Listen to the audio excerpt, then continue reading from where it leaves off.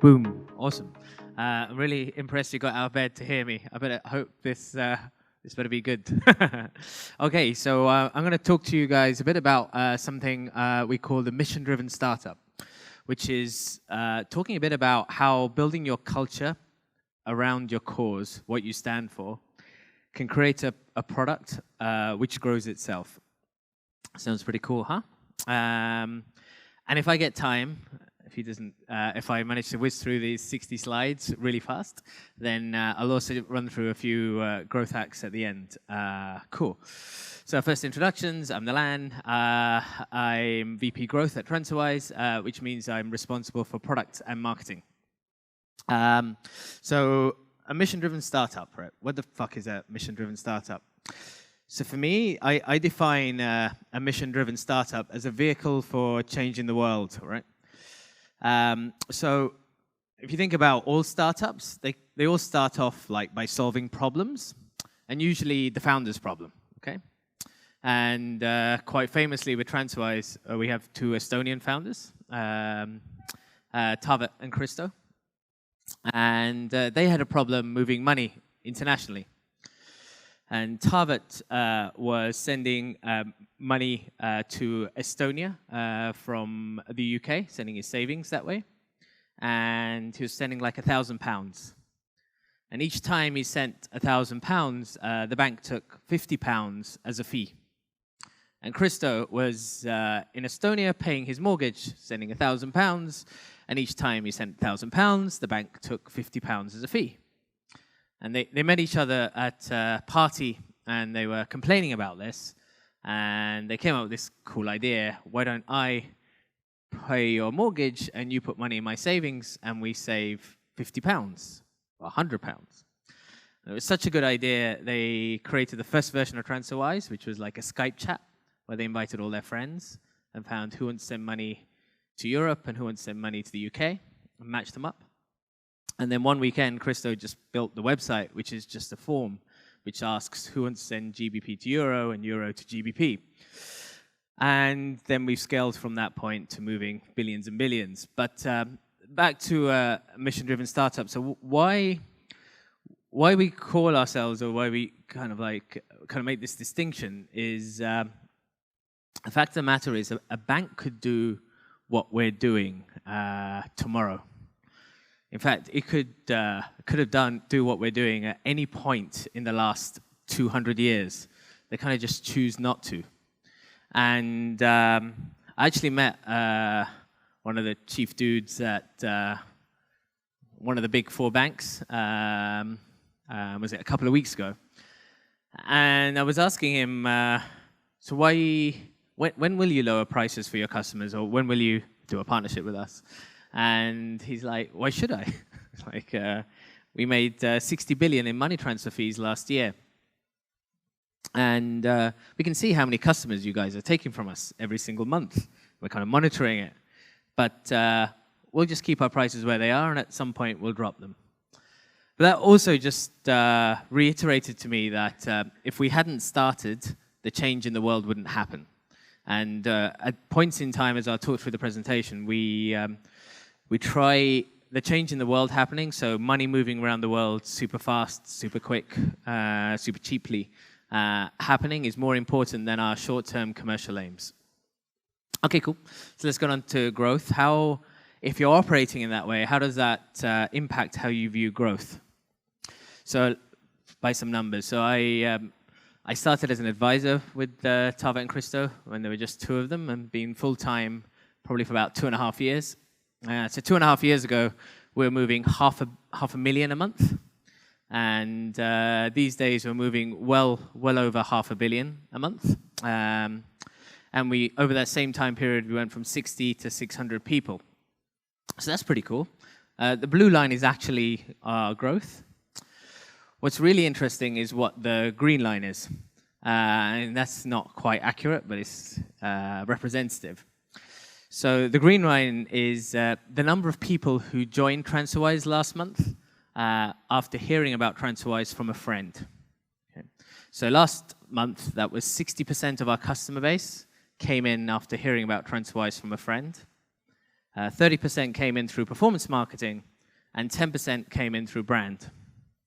So again, going back 2 years, it was only 30% that came in after hearing about TransferWise from a friend. So evangelism, as we call it, is the biggest driver of our growth. And we kind of go a little bit further than that and actually believe you can kind of create that kind of evangelical customers.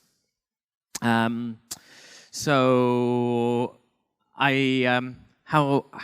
that happen? So I wouldn't say we've figured this out completely. And if you figured out any more than this, please tell me. But I'll share with you the stuff that we've understood so far on how this happens. So just through listening to customers and talking to them and hearing how they recommend and why they recommend TransferWise, you kind of hear that recommendation falls into two broad sets of categories.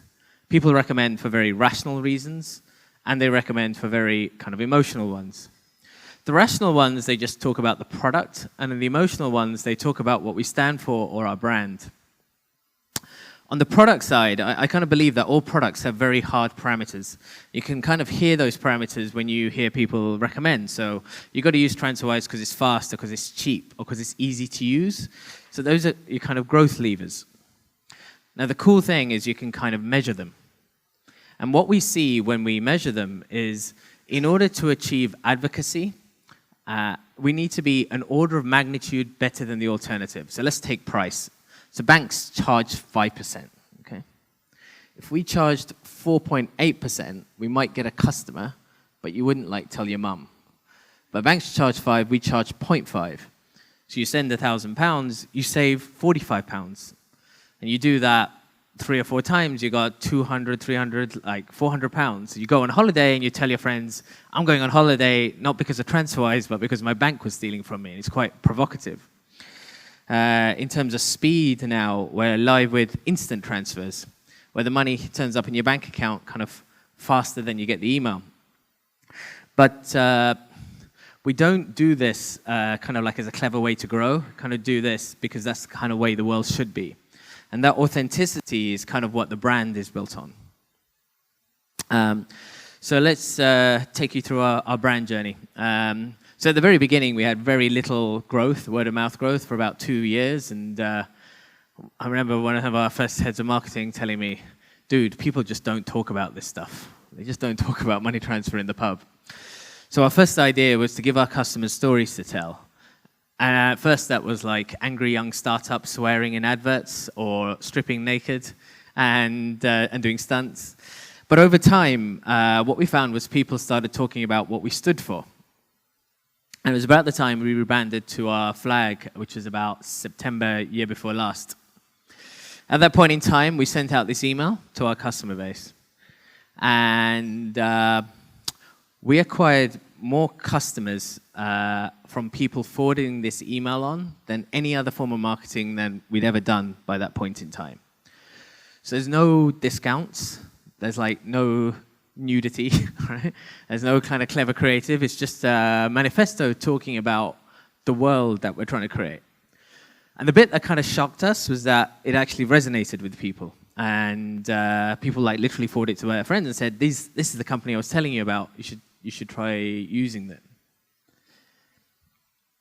So that broadly, went through it very fast, but that's broadly how we think about growth. So a mission-driven startup trying to change the world in terms of growth, we try to share that feeling with our customers and try to amplify the word of mouth that's already happening through focusing on both the product side and building a product that's an order of magnitude better than the alternative, and on the brand side by kind of giving our customers stories to tell, which are about what we stand for.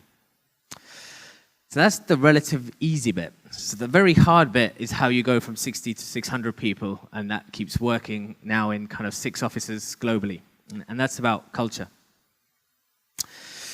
So let's talk a little bit about how we work. So we run in, this might not be that relevant, but I think it's really interesting. So we run in autonomous independent teams. Each of those teams are focused on KPIs. That KPI kind of makes a difference to our customers and drives our growth. So it's pretty cool for me as kind of VP of growth, because like everyone works on growth. It's kind of cool.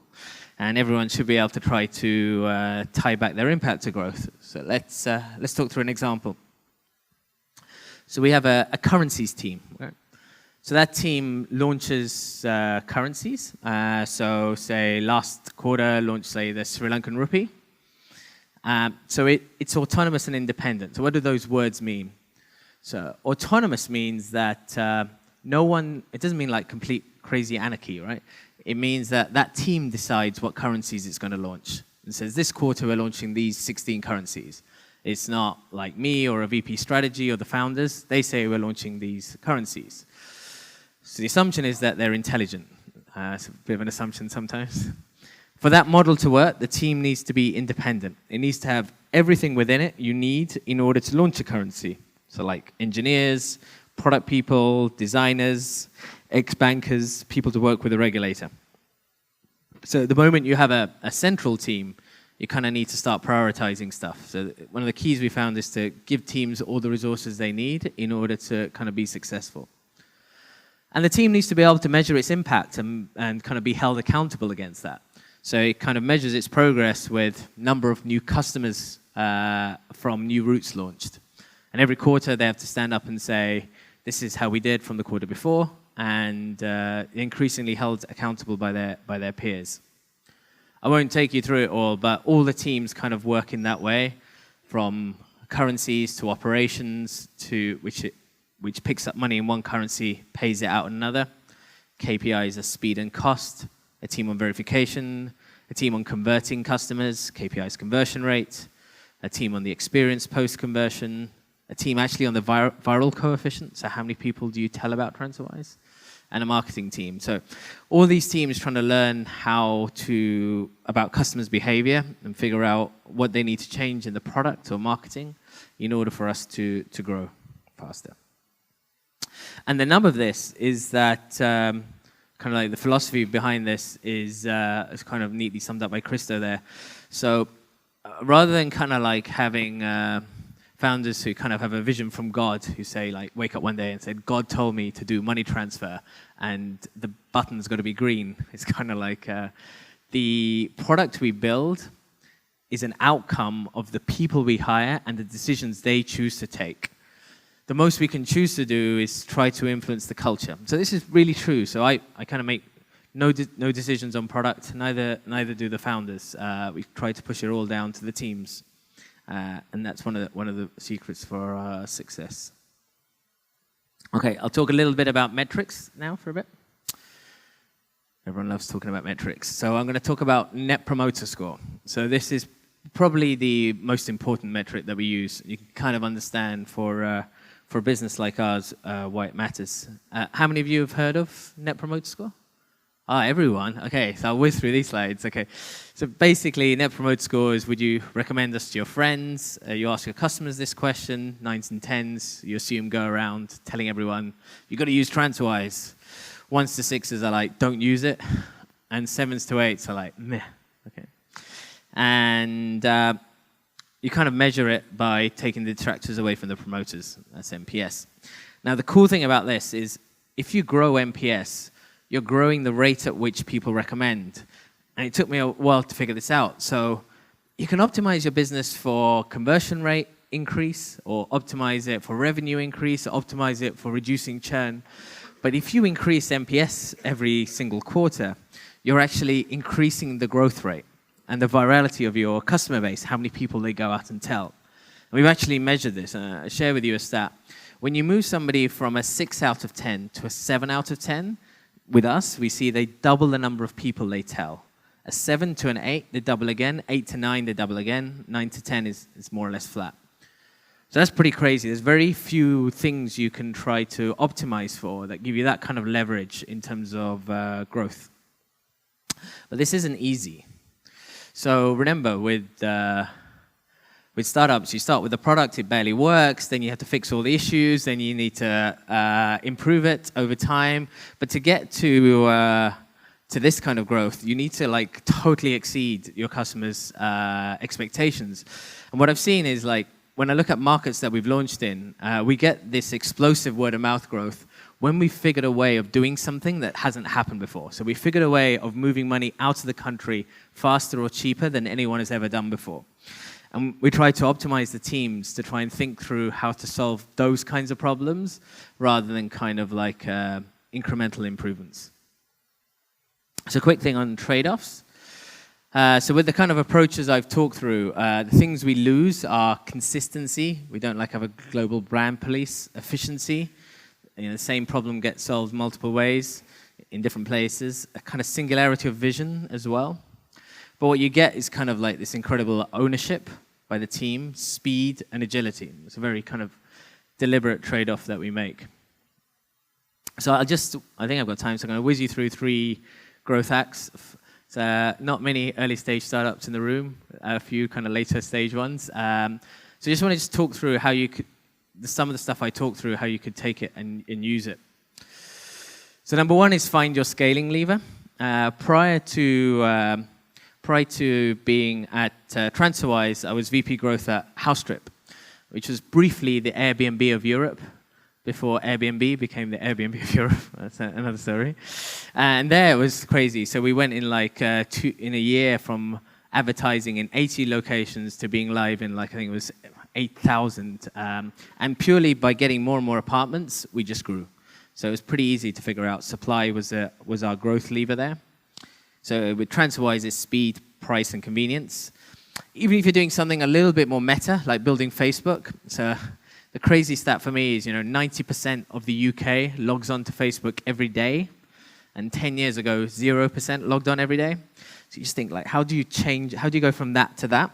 And it's about when I log on to Facebook, I see something that I want to interact with and read. And when I log on again, I want to see something I want to interact with and read. And you kind of, when you start understanding how does Facebook get you to give them content that they then recirculate and you give signals that this is interesting. But again, you can kind of see that content and engagement are the kind of scaling levers for Facebook. Second growth tip is to build acquisition straight into your product. For me, the canonical example is LinkedIn. So you go to LinkedIn, you create your CV, and when someone asks you for your CV, you give them a link to LinkedIn CV. And before you know it, your ranking, when you type in my name into Google or your name into Google, LinkedIn's ranking in position 1, which is amazing. So you get loads of free traffic. So that's like a pretty cool way of building acquisition into your product. For us, we tried to think through what's the kind of things people will be searching for at the time they're coming to do a bank transfer. So obviously they'll be looking for bank codes, SWIFT codes, BIC codes. And so we kind of tried to build the best SWIFT and BIC code websites on the internet. And as a consequence, people find us through that. And the final one is obviously to use marketing to amplify what's working. Once your NPS is above kind of 60%, you can launch a refer a friend scheme, kind of like the Dropbox example, which I think is pretty cool because it kind of incentivizes you to use the product. But what we found as well is just simply giving away money as well just works too. So yeah, the 3 tips were find your scaling levers, build acquisition into your product, and then add marketing. Okay, so that's it. Cool. Thank you.